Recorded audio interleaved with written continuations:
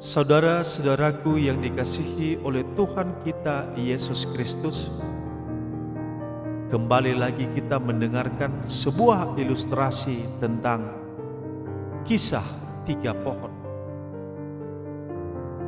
Ada tiga pohon di dalam hutan.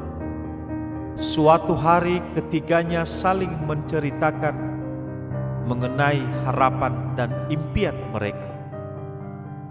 Pohon pertama berkata, "Kelak aku ingin menjadi peti harta karun.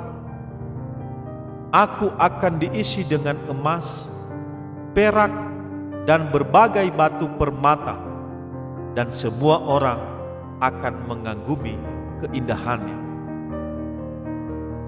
Kemudian pohon kedua berkata, "Suatu hari kelak aku akan menjadi kapal yang besar.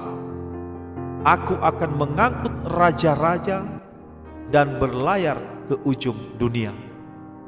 Aku akan menjadi kapal yang kuat dan setiap orang merasa aman berada dekat denganku."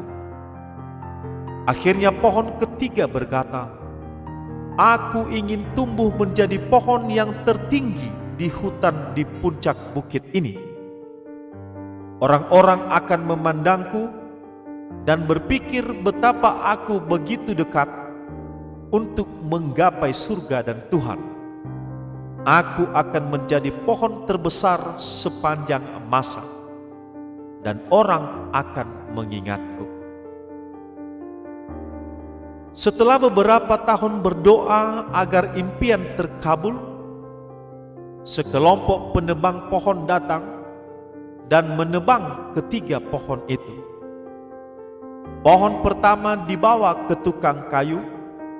Ia sangat senang sebab ia tahu bahwa ia akan dibuat menjadi peti harta karun. Tetapi doanya tidak menjadi kenyataan karena tukang kayu membuatnya menjadi kotak tempat menaruh makanan ternak. Ia hanya diletakkan di kandang dan diisi jerami. Pohon kedua dibawa ke galangan kapal. Ia berpikir bahwa doanya menjadi kenyataan.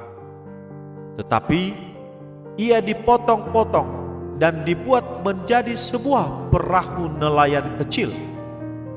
Impiannya untuk menjadi kapal besar untuk mengangkut raja-raja telah berakhir.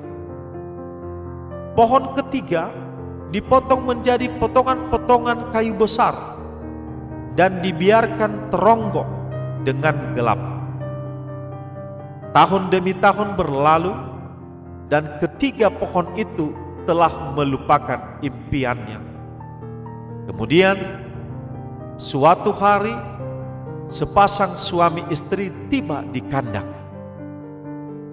Sang istri melahirkan dan meletakkannya bayinya di atas tumpukan jerami di kotak makanan ternak yang dibuat dari pohon pertama.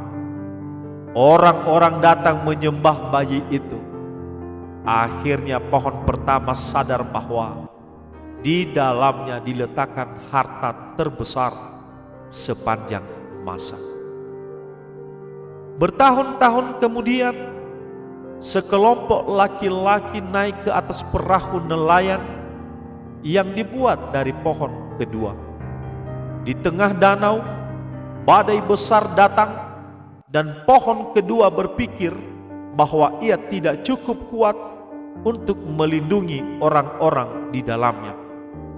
Tetapi salah seorang laki-laki itu berdiri dan berkata, "Diam!" Tenanglah dan badai pun berhenti. Ketika itu, taulah bahwa ia telah mengangkut raja di atas segala raja. Akhirnya seorang datang dan mengambil pohon ketiga. Ia dipikul sepanjang jalan, sementara orang-orang mengejek lelaki yang memikulnya. Laki-laki ini kemudian dipakukan di kayu ini dan mati di puncak bukit. Akhirnya, pohon ketiga sadar bahwa ia demikian dekat dengan Tuhan karena Yesus yang disalibkan padanya.